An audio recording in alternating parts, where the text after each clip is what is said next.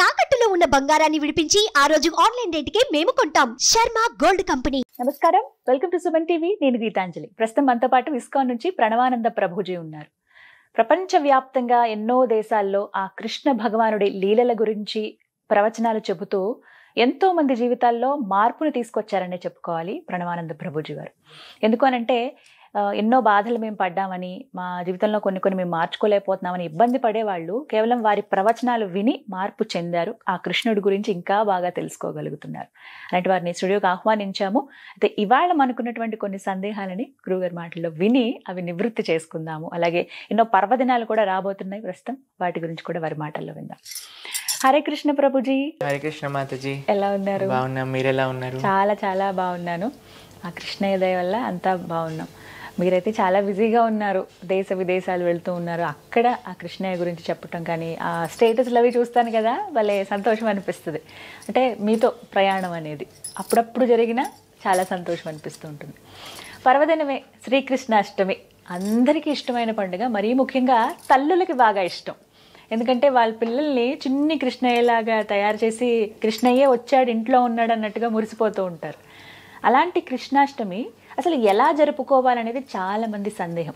విగ్రహాలు పెట్టుకుంటాము, అడుగులు వేస్తాము, అంత దూరం నుంచి ఆయన వచ్చినట్టుగా ఆయనకి ఇష్టమైనటువంటి ప్రసాదాలు పెడతాం. కానీ అసలు కృష్ణయ్యకి ఎలా చేస్తే ఇష్టం కృష్ణాష్టమిని, ఆ పండుగను మేము ఎలా జరుపుకోవాలి, అసలు కృష్ణాష్టమి విశిష్టత ఏంటి, ఈ వివరాలు చెప్పండి. భగవంతుడు ఎంత దయ కలగవాడు, ఎంత ప్రేమ కలిగిన వాడు అన్నదానికి ఒక ఉదాహరణ చెప్పాలి అని అంటే ఆయన ఈ ప్రపంచంలో అవతరించడం.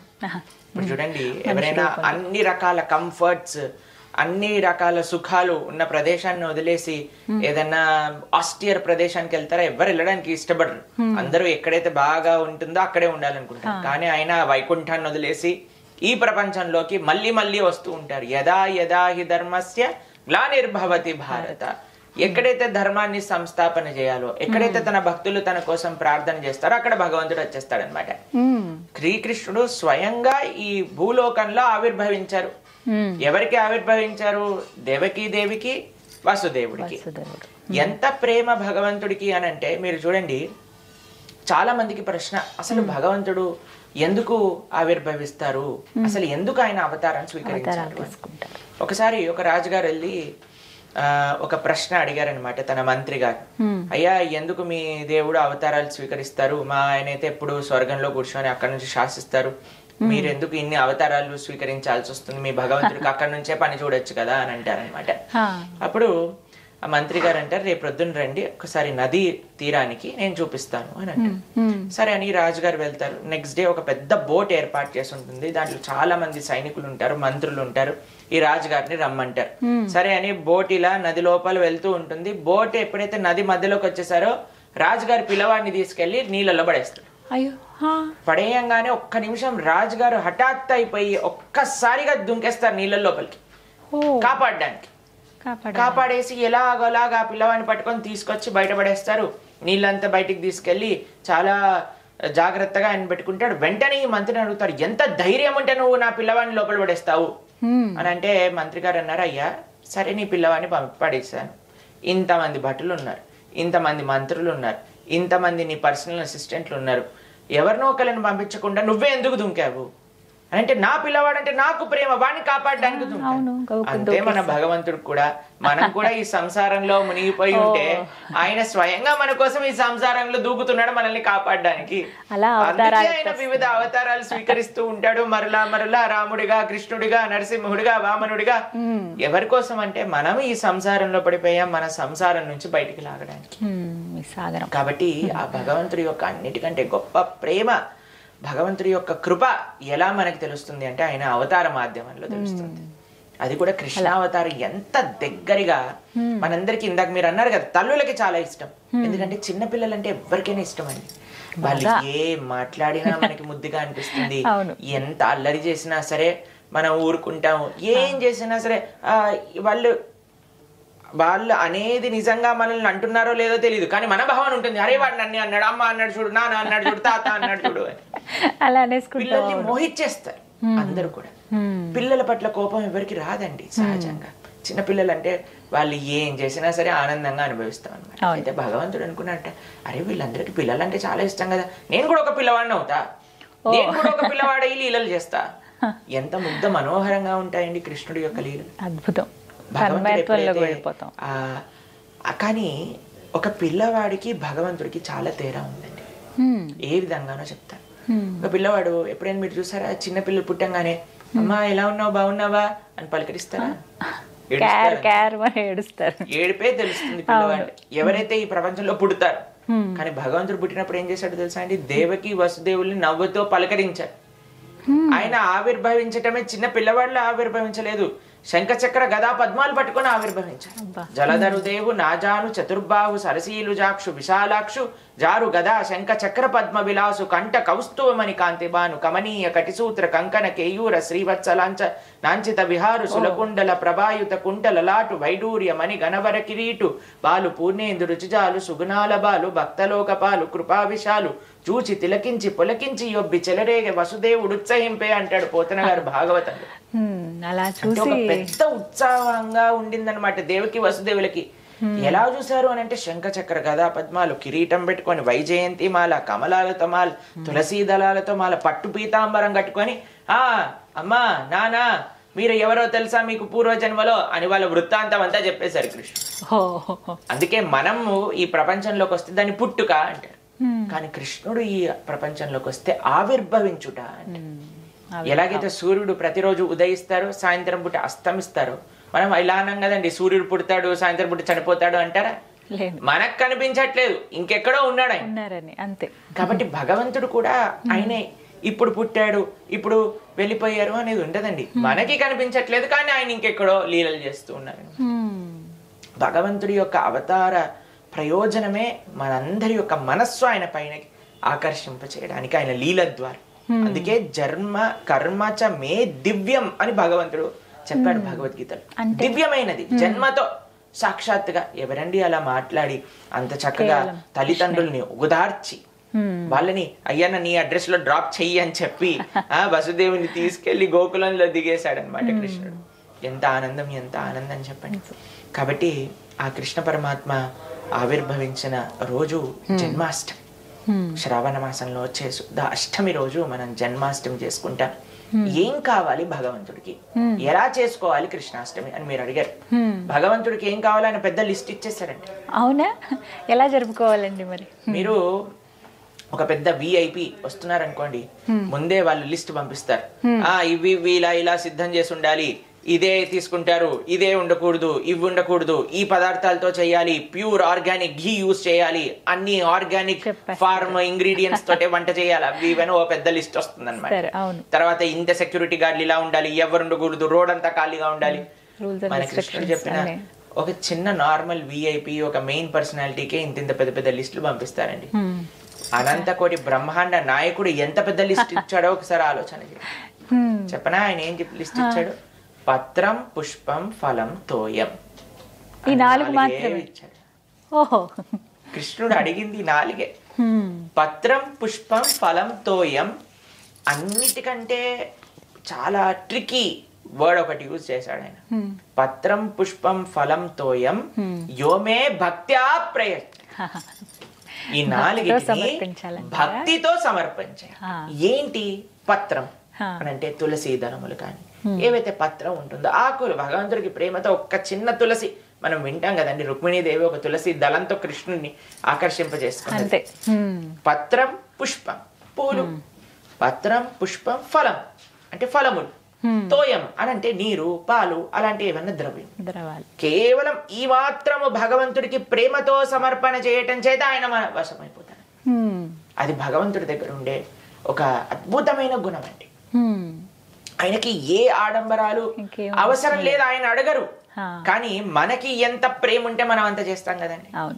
కాబట్టి కృష్ణాష్టమి ఆ కృష్ణుడు మనకి జీవితంలో ఇచ్చిన కృప, కృష్ణుడు అవతరించిన లీలలు ఎప్పుడైతే మనం భాగవతం ద్వారా భగవద్గీత ద్వారా ఆయన ఇచ్చిన బోధనలు ఎప్పుడైతే మనం వింటామో, కృష్ణం వందే జగద్గురు, అటువంటి జగద్గురువుకి మనందరి యొక్క కొంతమంది ఆయనని చిన్న పిల్లవాడిలా భావిస్తాడు, కొంతమంది ఆయనని ప్రియుడిలా భావిస్తారు, కొంతమంది ఆయనని ఫ్రెండ్ లా భావిస్తారు, కొంతమంది ఆయనని స్వామిలా భావిస్తారు, గురువులా చూస్తారు, కొంతమంది గురువులా భావిస్తారు. అవును. కాబట్టి అందరూ కూడా తమ యొక్క కృతజ్ఞత, తమ యొక్క ప్రేమను కృష్ణుడికి ఎలా తెలుపుకుంటారు జన్మాష్టమి రోజు అని అంటే, మనకి లడ్డు గోపాల్ అని ఉంటారు, ఇలా పాకే కృష్ణుడు ఉంటాడు, లేదా రాధాకృష్ణుడి యొక్క విగ్రహాలు ఉంటాయి కొంతమంది దగ్గర. అయితే మనం చక్కగా అభిషేకం చేసుకోవాలి భగవంతుడికి. రాత్రి వరకు, అర్ధరాత్రి వరకు ఉపవాసం ఉండాలి అని నియమం కృష్ణాష్టమి రోజు. రాత్రి 12 o'clock వరకు. అప్పుడు భగవంతుడికి అభిషేకం చేసి నైవేద్యములు ఆ రోజు విశేషంగా చెప్పన్ భోగం చేస్తారు. మీకు తెలుసా చెప్పన్ భోగం అంటే 56 రకాలు చేస్తారు. 56 రకాల నైవేద్యములు, ముఖ్యంగా తీపి నైవేద్యములు అన్ని కూడా కృష్ణుడికి చేసి, రకరకాల నైవేద్యములు చేసి, తులసి, కృష్ణుడికి పెట్టే ప్రతి ద్రవ్యం పైన తులసి ఉండాలి. అభిషేకం చేసేటప్పుడు నీటిలో తులసి ఉండాలి, పాలల్లో తులసి ఉండాలి, పెరుగులో తులసి ఉండాలి, తర్వాత మనం ఏదైతే తేనె పెడతాం దాంట్లో తులసి ఉండాలి. తులసితో చేసే ఆరాధననే భగవంతుడు స్వీకరిస్తాడు. కాబట్టి ఈ జన్మాష్టమి రోజు మీరు భగవంతుడికి చేసే ఆరాధనలో తులసి ఉపయోగం చాలా బాగా చేయాలి. అటు అభిషేక ద్రవ్యముల పైన, అటు నైవేద్యాల పైన, దాని తర్వాత భగవంతుడికి తులసి అర్చన. భగవంతుడికి అలంకరణ అంటే చాలా ఇష్టం, మీ అందరికీ తెలుసు. కాబట్టి చక్కగా అలంకరించి ఉయ్యాల్లో వేస్తారు. ఆ రోజు ఉయ్యాల్లో పెట్టి చక్కగా ఉయ్యాలతో స్వామి సాత్వికమైన ఆరాధన అండి. మన సనాతన ధర్మంలో ఉన్నదే సాత్వికమైన ఆరాధన. అది ఎవరికైనా సరే సాత్విక ఆరాధననే పరమమైన ఆరాధన అని చెప్పి ఉన్నారు. కాబట్టి చాలా భగవంతుడికి ఎంత సాత్వికం అంటే, కొన్ని తులసి దళాలు పెట్టి, పుష్పములు పెట్టి, చక్కగా పూలతో అలంకరణ చేసి, స్వామికి చక్కగా పట్టు పీతాంబరాన్ని కట్టి, నైవేద్యములు, వివిధ నైవేద్యములు తయారు చేసి, మనకి శక్తి ఉన్నంత నైవేద్యములు తయారు చేసుకోవాలి. చక్కగా భగవంతుడి దగ్గర పేర్చి నైవేద్యములు నివేదన చేసి, దాని తర్వాత ప్రసాదాన్ని స్వీకరించవచ్చు. ముఖ్యంగా ఉండవలసిన ప్రసాదం అంటే ఏంటండి? నైవేద్యం ఏది పెట్టాలి అసలు? భగవంతుడికి వెన్న, దానిపైన కొద్దిగా మిశ్రీ అని అంటారు, మక్కన్ మిశ్రీ ఆయనకు చాలా ఇష్టం. తర్వాత లడ్డూలు చేయొచ్చు. పాలతో చేసిన పదార్థాలన్నీ కూడా స్వామికి చాలా ఇష్టం అని కూడా చెప్తారు. కాబట్టి మెయిన్ గా మనము ఏవేవి స్వామికి చేయవచ్చు సాత్వికమైనవి అని అంటే, ఉల్లిపాయలు, ఎల్లిపాయలు, ఎటువంటి మాంసాహారము ఇవన్నీ వాడకుండా చేసిన పదార్థాలన్నీ కూడా భగవంతుడికి చక్కగా నివేదన చేసుకోవచ్చు. ఆరాధన చేసేటప్పుడు అండి పఠించవలసినటువంటి ఏం మంత్రం జపించాలి ఆ రోజున? మనము శ్రీకృష్ణాష్టమి రోజు మనము కృష్ణ అష్టోత్తరం చెప్పుకోవచ్చు, శ్రీకృష్ణ సహస్రనామం చెప్పుకోవచ్చు, హరే కృష్ణ మహామంత్ర కీర్తన చేసుకోవచ్చు. భగవంతుడికి కీర్తన చాలా ఇష్టం. ఇప్పుడు పిల్లలు ఏడుస్తూ ఉన్నారనుకోండి, మనం పాటలు పాడుతూ ఉంటాం వాళ్ళ కోసం.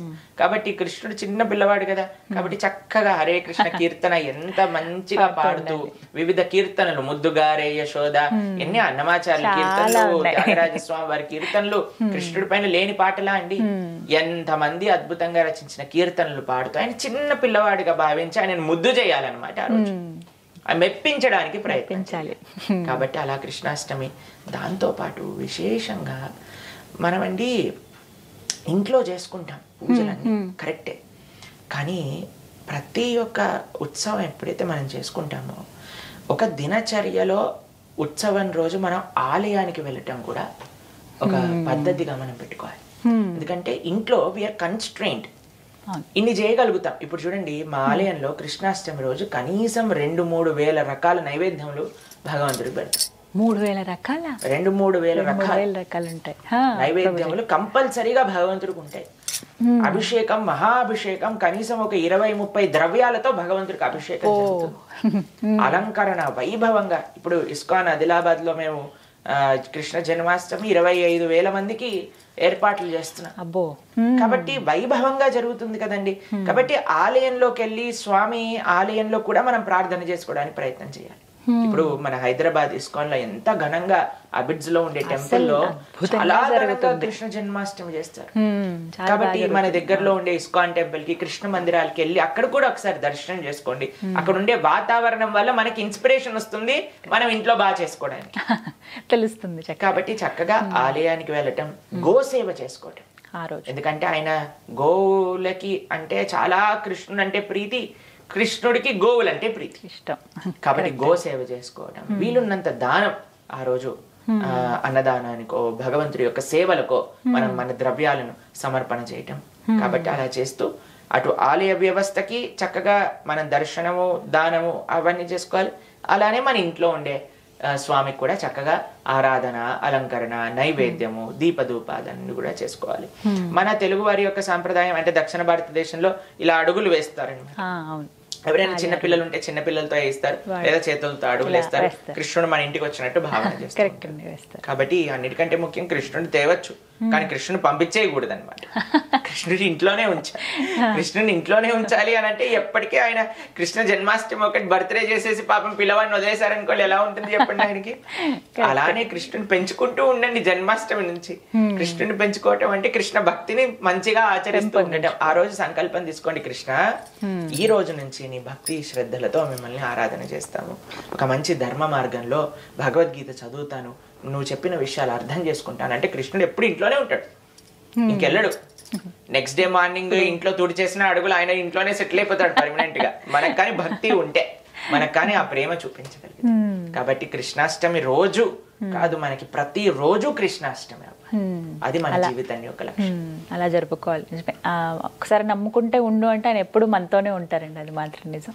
చాలా చక్కగా వివరించారు. చాలా సందేహాలు ఇవి ఎలా జరుపుకోవాలి ఏంటి అనేది.